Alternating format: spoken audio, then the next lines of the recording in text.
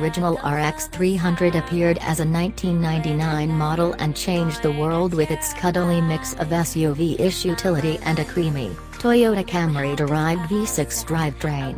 The ambiguous term crossover was created to explain the RX300, now the world has been recreated in its non-threatening, family-friendly, near-luxury image. The original RX was a big darn deal. This latest RX, on the other hand, has become a big darn crossover. The last first-gen RX300 we tested, an all-wheel drive 2001 model, was 180.1 inches long, had a 103.1-inch wheelbase, and weighed 4,023 pounds.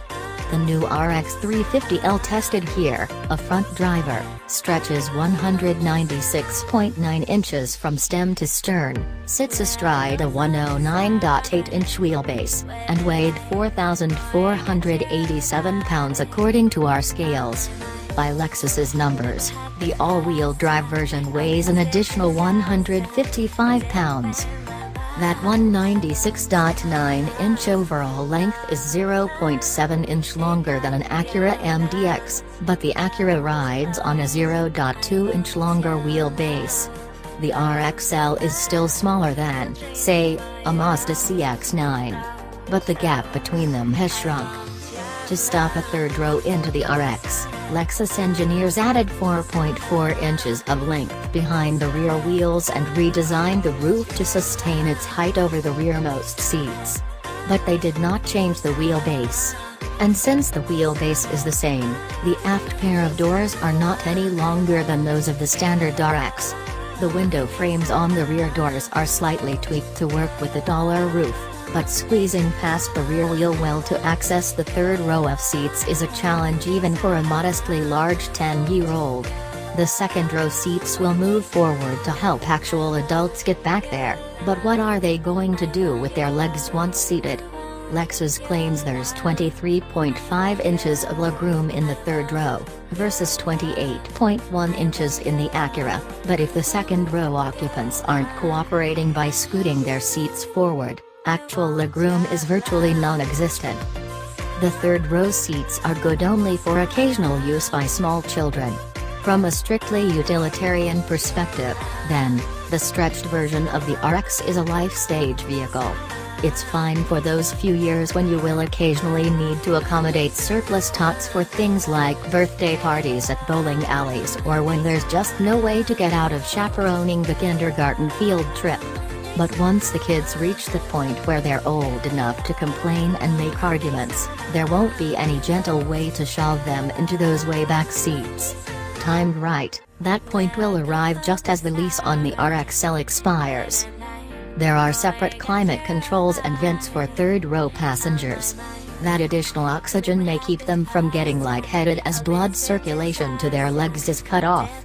And it may even compensate for the third row being vinyl-covered while the other seats are wrapped in genuine dead cow skin. With the third row up, there's only 7 cubic feet of cargo space available, a measly single cube for each of the 7 people who can theoretically be aboard and 8 cubes less than what's behind the MDX's third row.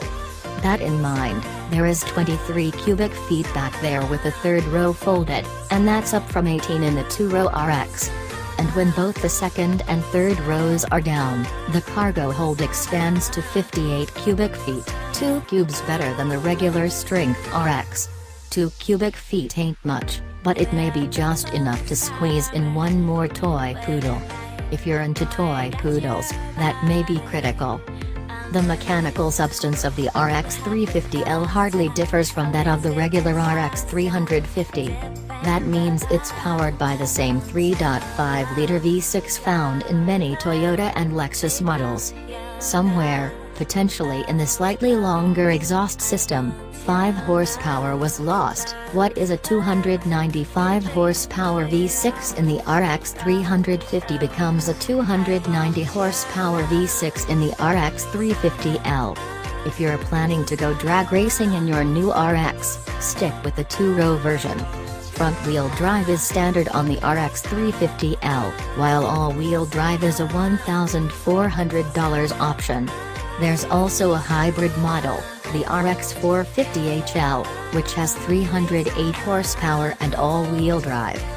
In our recent test of an all-wheel drive, two-row RX350, it huffed and puffed to 60 miles per hour in 6.9 seconds and completed the quarter mile in 15.3 seconds at 92 miles per hour. This front-drive RX350L did those same Ds in 7.1 seconds and 15.5 seconds at 92 miles per hour. The 8-speed automatic transaxle never does anything untoward, but there's a softness to its shifts that adds an element of laziness to the driving experience.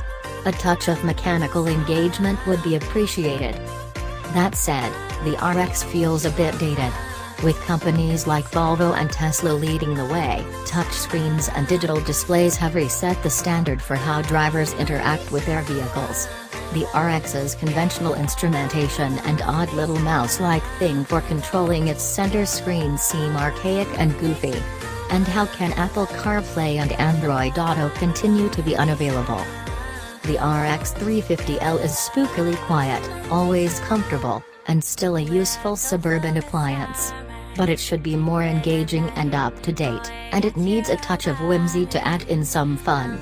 Lexus prices the RX350L at $4,400 more than the regular RX350, that's $44,265 for the base RX350 and $48,665 for the RX350L. That's a big premium for what is only marginal additional utility.